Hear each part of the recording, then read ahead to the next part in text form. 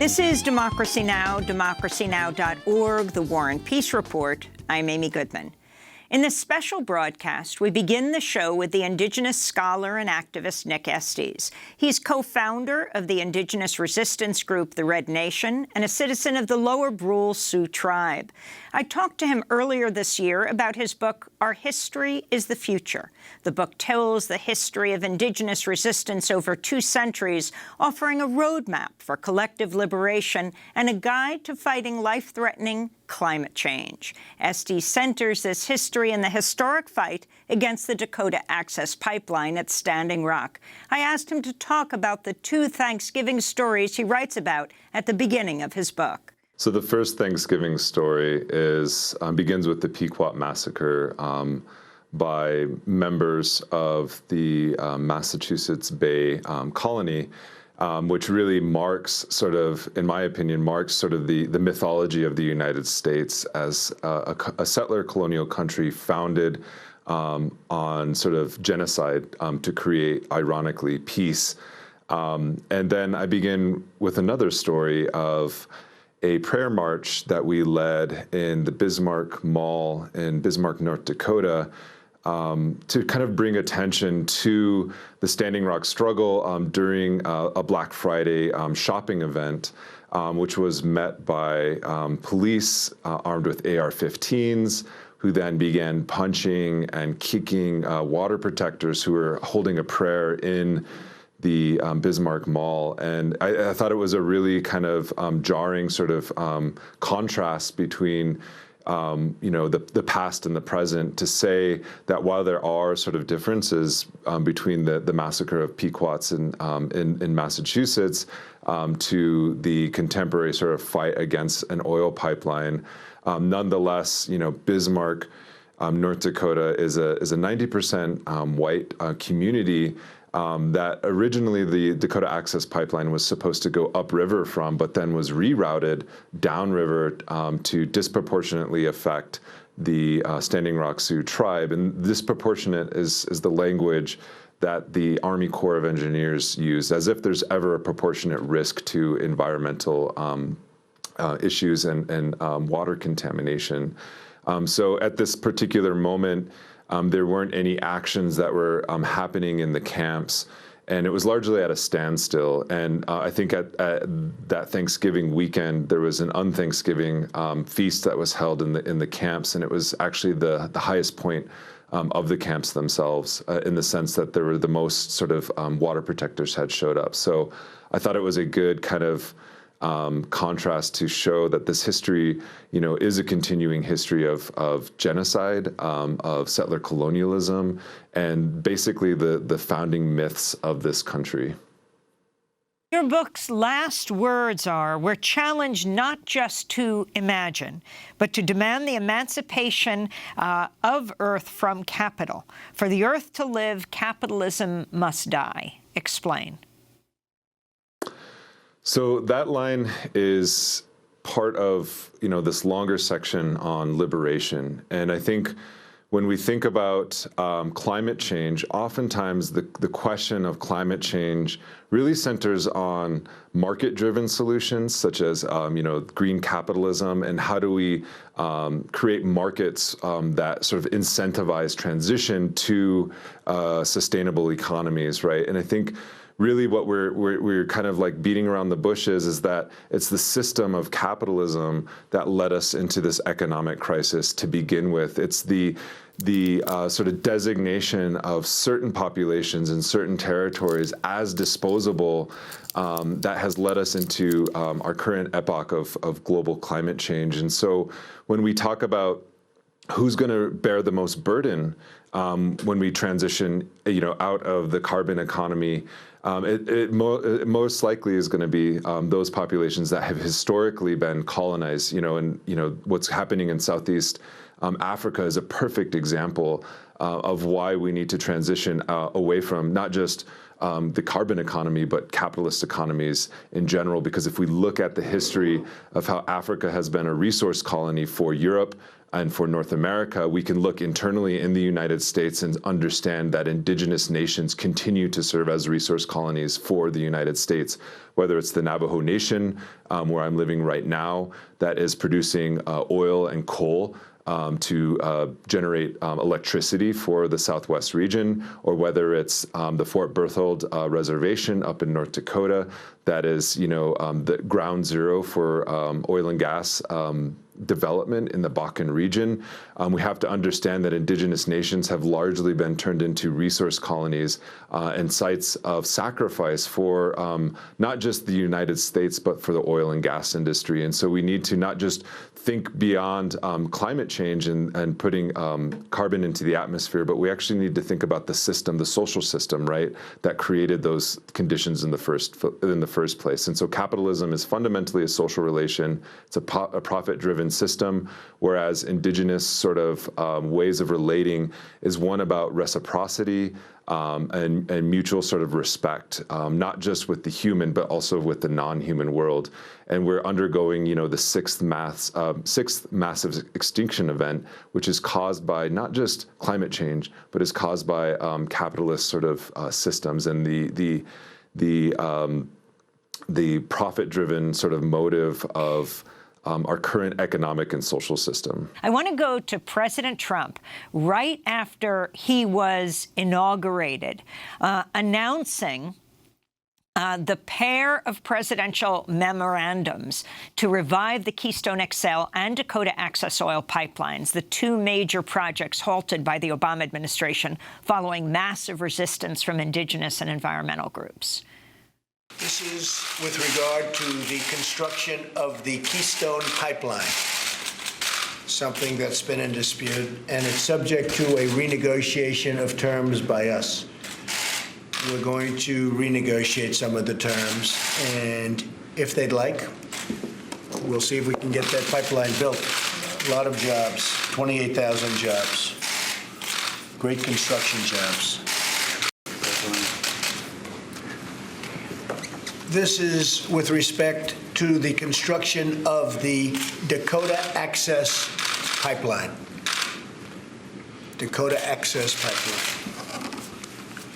Again, subject to terms and conditions to be negotiated by us. So that is President Trump, newly inaugurated, announcing that he was moving forward with the Dakota Access Pipeline and he was reviving the Keystone XL. The significance of this, Professor Estes. So if we go back to 2014, Obama was the one of 6 sitting presidents to actually visit an Indian reservation during his time in office, and he actually visited Standing Rock during their Flag Day powwow and met with then tribal chairman Dave Archambault III. And so he made a promise to youth at that particular powwow that he would, that we would put our minds together to make what's best for the future generations, citing Sitting Bull, one of the Lakota leaders of resistance in the 19th century. And that the Dakota Access Pipeline, when it came, down from the Bakken oil region, it was those Standing Rock youth who ran to Washington, D.C., hoping that Obama would live up to his promise to listen to the youth, the indigenous youth. From what we know now, it's that we don't know if he was even listening.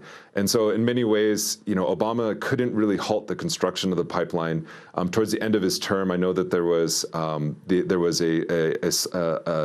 an order to halt the construction and a mandated environmental review. But by and large, his administration was a failure to uphold sort of that promise to indigenous people. And so if Obama's administration is a failure, then the Trump administration is an absolute catastrophe for indigenous nations in the United States, because Trump has intensified the oil and gas extraction, not just in the Bakken region, but here in the Four Corners area, in the Permian Basin, in western Texas and parts of New Mexico, oil production has just increased, and he's using the Bureau of Land Management to essentially sell off sometimes for dollars on the acre Indigenous land, or public lands as we know it now, which is really just stolen Indigenous land, to the highest bidder. And when we talk about pipelines, right, and we talk about oil and gas production, we really have to talk about the source of those pipelines. And here, in the Southwest region, it's the Permian Basin and the Four Corners region, where there's been extensive fracking and oil and gas development. Nick Estes, you focus on 7 historical moments of resistance in your new book, Our History is the Future. You say they form a historical roadmap for collective liberation. How did you choose these histories? Just quickly take us through them. Sure. So I begin at the camps. I begin in the present, at Standing Rock, and then I go to the fur trade with the first U.S. invasion, which was Lewis and Clark, who trespassed through our territory and were stopped by our leadership. And then I go through the Indian Wars of the 19th century and the Buffalo Genocide, and then I go into talking about the damming of the Missouri River in the mid-20th century, and then looking at Red Power in the 1960s and the 1970s, and how all of these Indigenous people who were relocated because their lands were flooded by these dams eventually found themselves and created sort of the modern Indigenous movement known as Red Power, and then going back and ending actually at Standing Rock in 1974 with the creation of the International Indian Treaty Council, which really coalesced these generations of Indigenous resistance and took the treaties, the 1868 Fort Laramie Treaty, to the world and to the United Nations. And to do that, they looked to Palestinians, they looked to the South African anti-apartheid movement, who provided the mechanisms for recognition of Indigenous rights at the United Nations. And that all resulted over 4 decades in the touchstone document, the United Nations Declaration on the Rights of Indigenous Peoples, which was passed by the UN in 2007. And so in many ways, when we look at Standing Rock and we go down Flag Row and we see the hundreds of tribal nation flags that were represented in 2016 and 2017, we also saw the Palestinian flag that was there, kind of hearkening back to that international solidarity with movements of the global South, and specifically our Palestinian relatives who, today are still facing, much like us, are still facing the brunt and the brutality of settler colonialism, whether it's the United States recognizing the annexation of the Golan Heights, or whether it's here in North America and the continued dispossession of Indigenous territory and rights. We can see that settler colonialism in Israel or in Palestine is really an extension of settler colonialism in North America. And then I end, with back at the camps and looking at how these camps really provided, I actually look at a physical map that was handed out to water protectors who came to the camp. And on that map, there was, where to find food, where to find the clinics, right, and where to find the security and all the camps that were represented at at Standing Rock. And to me, that provided, a kind of interesting parallel to the world that surrounded the camps, which was some 92 different law enforcement jurisdictions. You had the North Dakota National Guard, the world of cops, the world of the militarized sort of police state. And in the camps themselves, you had sort of the primordial sort of beginnings of what a world premised on Indigenous justice might look like. And in that world, everyone got free food. There was a place for everyone. The housing, obviously was transient housing and teepees and things like that. But then also there was health clinics to provide healthcare, alternative forms of healthcare to everyone. And so if we look at that, it's housing, education, all for free, right? A strong sense of community. And for a short time, there was free education at the camps, right? Those are things that most poor communities in the United States don't have access to, and especially reservation communities. But given the opportunity to create a new world in that camp centered on Indigenous justice and treaty rights, society organized itself according to need and not to profit.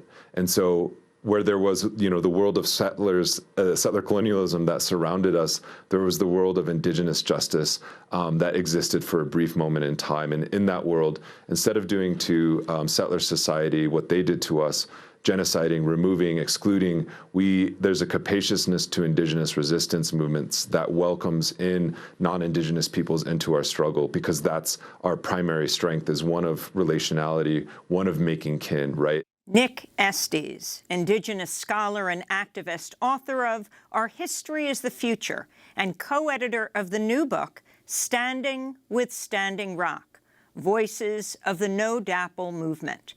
Nick Estes is co-founder of the Indigenous resistance group, the Red Nation, and a citizen of the Lower Brule Sioux Tribe. He's assistant professor in the American Studies Department at the University of New Mexico. When we come back, we speak to the Indian writer Arundhati Roy. Stay with us.